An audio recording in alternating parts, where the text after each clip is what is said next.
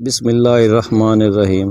ملک الموت کا صدمہ و افسوس اور شداد کی جنت کہتے ہیں کہ ملک الموت نے بارگاہ رب العزت میں عرض کی کہ اے مولائے کریم، میں نے کروڑوں لوگوں کی جانیں قبض کی ہیں، مگر دو جانیں ایسی ہیں کہ جنہیں قبض کرتے وقت مجھے بڑا ہی صدمہ اور افسوس ہوا ہے۔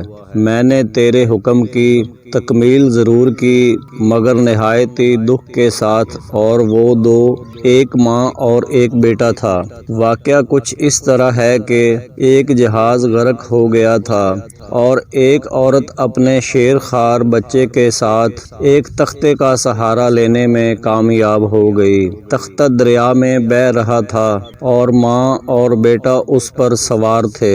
اے مولا کریم، اچانک تیرا حکم ہوا اور میں نے ماں کی جان اس تختہ پر نکال لی۔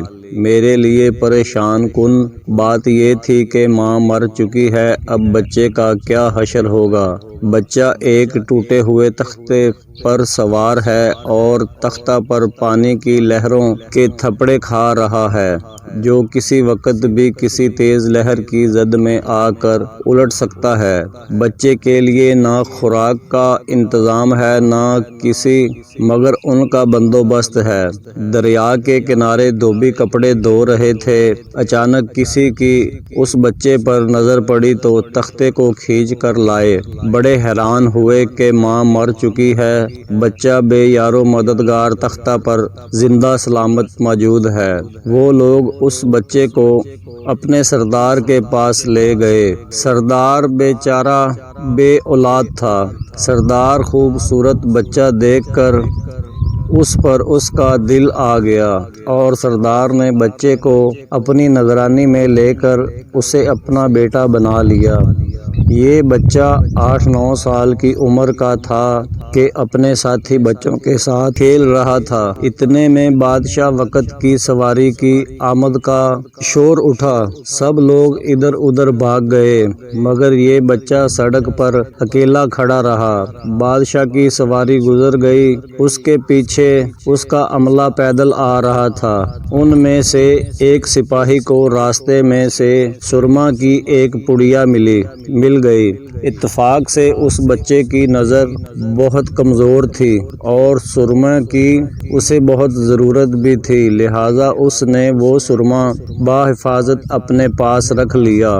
آنکھوں میں لگانے سے پہلے اسے خیال آیا کہ یہ سرما کوئی تکلیف نہ پہنچائے، لگانے سے پہلے کسی دوسرے شخص پر آزما لینا چاہیے۔ قریب ہی وہ بچہ کھڑا تھا، اس نے بچے پر آزمانا چاہا۔ بچے نے سرما اپنی آنکھوں میں لگا لیا مگر جوں ہی سرما اس نے لگایا اسے زمین کی تہہ میں موجود چیزیں بھی نظر آنے لگیں۔ اس نے دیکھا کہ زمین کے اندر بہت سے خزانے پوشیدہ ہیں۔ بچہ ہوشیار تھا، اس نے چیخنا چلانا شروع کر دیا کہ سرما لگانے کی وجہ سے میری آنکھوں میں سخت تکلیف پیدا ہو گئی۔ وہ سرمے کی پڑیا گرا کر چلے گئے۔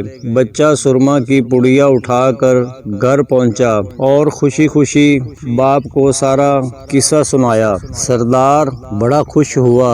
باپ نے کہا کہ ہمارے پاس آدمی بھی ہیں اور گدھے بھی ہیں، تم سرما لگاؤ، ہم تمہارے ساتھ چلتے ہیں، جہاں کہیں خزانے پاؤ ہمیں بتاؤ، ہم نکال لیں گے۔ چنانچہ ایسا ہی ہوا۔ بچے کے بتانے پر وہ لوگ خزانے نکالنے لگے اور تھوڑے ہی عرصے میں امیر بن گئے۔ بچہ جوان ہوا تو اس نے پر نکالنے شروع کیے۔ ان کے پاس دولت کی فراوانی ہو گئی، زمین کے تمام خزانے اس کی نظروں میں تھے۔ اس نے آہستہ آہستہ بہت سے آدمی اپنے ساتھ ملا لیے۔ اس کے بعد تمام سرداروں کو ادھر ادھر کر دیا اور خود سردار بن گیا۔ آخر نوبت یہاں تک پہنچی کہ اس نے بادشاہ کے ساتھ بھی اور اسے مغلوب کر کے خود بادشاہ بن گیا۔ اس بچہ کا نام شداد تھا اور یہ وہی بچہ تھا جس کی ماں تختے پر ہی مر گئی تھی اور یہ اکیلا دریا کی لہروں کے ساتھ بہہ رہا تھا۔ کہتے ہیں کہ جب یہ برسر اقتدار آیا تو اس نے حکم دیا کہ ایک ایسا کمال درجے کا شہر آباد کیا جائے جس کی ایک اینٹ سونے کی ہو اور دوسری چاندی کی ہو۔ اس میں ایک عالیشان باغ ہو جس میں دنیا کی ہر چیز میسر دنیا ہو۔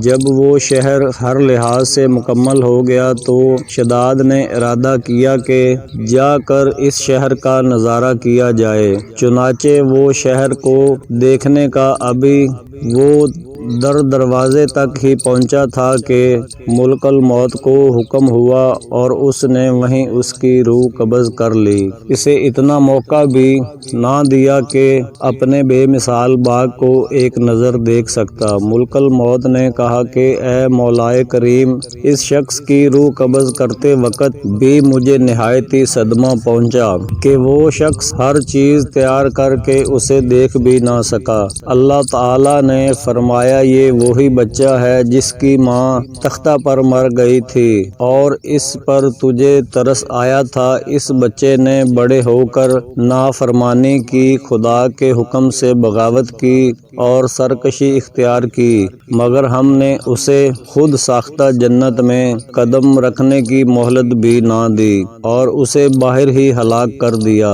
اس جنت کے بارے میں مشہور ہے کہ وہ دنیا میں موجود ہے مگر انسان کی نظروں سے اوجھل ہے۔ امیر معاویہ کے زمانے میں ایک صحابی کا اونٹ گم ہو گیا تھا۔ وہ اونٹ کی تلاش میں کہیں اس علاقے میں جا نکلا تو اللہ تعالیٰ نے اسے وہ سب کچھ دکھلا دیا تھا۔ وہ صحابی وہاں کی کوئی نشانی بھی ساتھ لایا تھا۔ اس کے بعد صحابی نے یہ واقعہ امیر معاویہ کے پاس بیان کیا۔ انہوں نے کافی تلاش کرایا مگر کسی کو وہ جنت نہیں ملی اور اسے اللہ تعالیٰ نے پوشیدہ کر دیا۔